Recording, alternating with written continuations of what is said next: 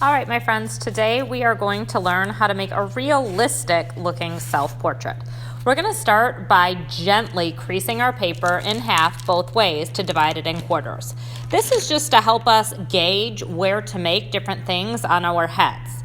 So don't crease it really hard. Now you have a learning guide to follow along with. I'm on step number 2 now. I'm making a little arc at the top of my paper, or towards the top. And then I'm going to the bottom and I'm making a smaller arc. That's going to turn into my chin. Now I'm going to connect that first line, the top of my head, to my chin. Then I'm going to go around to the other side and connect. This takes me to step number 4 in the worksheet that we're following along with. Step number 5 is just to notice where the different objects are going to go. Your eyes go right on your center line.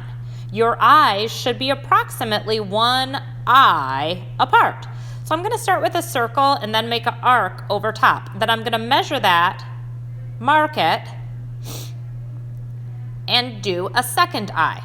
Now I can always make adjustments. I have never, ever, in all of my years of creating art, have created 2 symmetrical eyes right away. You can see right now one of mine is a little crooked, the size of the pupil is off. That's okay. I'll go back and fix those small things later. Right now I just kind of want to get that basic eye shape on.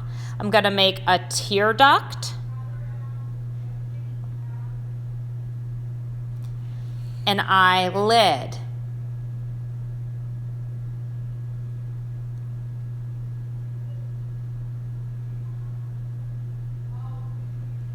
I can make lashes if I would like. That's kind of an optional thing. Some people like to have them, some people don't. I can leave a little white area as I'm looking at my eye to be a glare, sort of where the light is hitting your eye, or you could leave it all white, or you can make lines to show what an iris is like. The iris is the colored part of your eye, and people tend to have little lines and flecks in their eye color. Now I'm just gonna kind of look at my shape, kind of fix it up a little. I noticed that one is too big. I'm making it a little smaller underneath. And again, they're still not totally perfect, but I can come back and make those little changes later. Now, halfway between the eyes and my chin, I'm gonna make the nose. If you look at your worksheet, there is a step-by-step drawing of how to make a nose. It's step number 8. So I'm gonna start with almost like a little circle.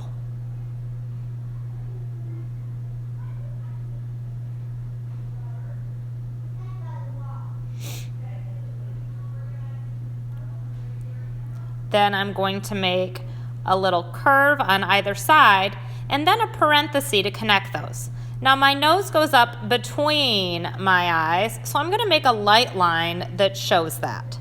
I'm going to erase the middle of my circle when I'm done. Now when I was doing this, I forgot step 7, which is eyebrows, but that's okay if I do it a little out of order.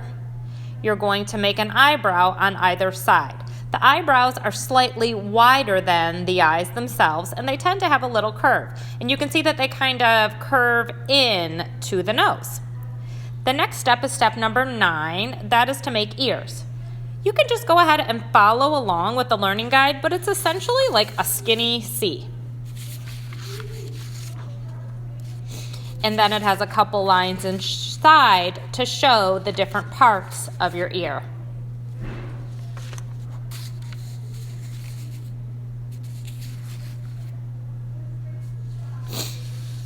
All right, the next step is a mouth. And I know some people aren't going to want to make a realistic mouth, but just give it a try and see how it goes. You're gonna start with a line under your nose. The line should be wider than your nose itself. Then on top, you can see that I'm making like a little curve for my top lip and then another curve for my bottom lip. If it's not perfectly symmetrical, I can go in and fill that. And I'm going to shade my lips a little bit. I'm going to make it a little darker shade towards the center of the lip where there would be a shadow. If you want to make an open mouth smile, I do have a guide to that on the worksheet, so just check it out. The next step is going to be the hairline. This is going to look weird for a little bit, so just bear with me. I have bangs, so I'm making a straight line across. A lot of us have different hairstyles, so I suggest that you look through this worksheet because there are so many pages devoted to just different hairstyles. Find the hairstyle that matches you and fill it in above that hairline.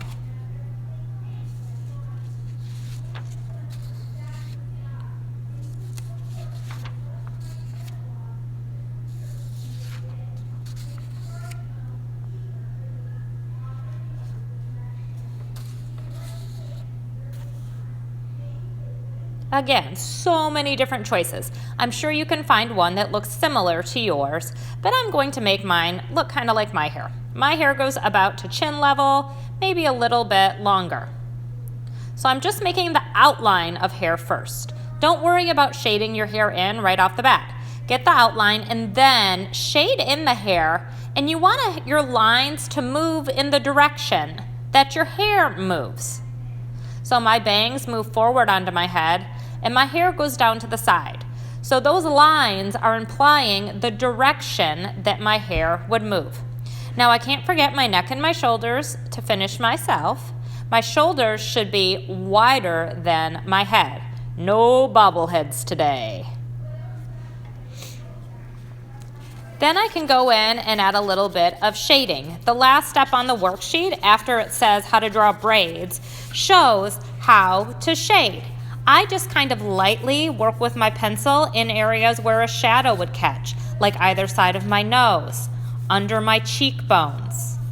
I notice that in particular, I have a mole above my lip, so I'll add that. I have that little spot in between my the center of my lip, where I get a shadow, and on my chin. So again, I'm just really lightly filling and then blending with my finger. If you get too heavy, it's very easy just to take an eraser and get rid of that. I'm going to shade in a little on my hair and touch up any spots where I think the shape is a little bit off. I have a line there that I use to guide me for my hairline, and I don't need it anymore. I don't have a line under my hair showing where it ends. It's just the hair itself. So little details like that you needed just to guide you, you can get rid of at this point. I'm going to shade in my hair a little more.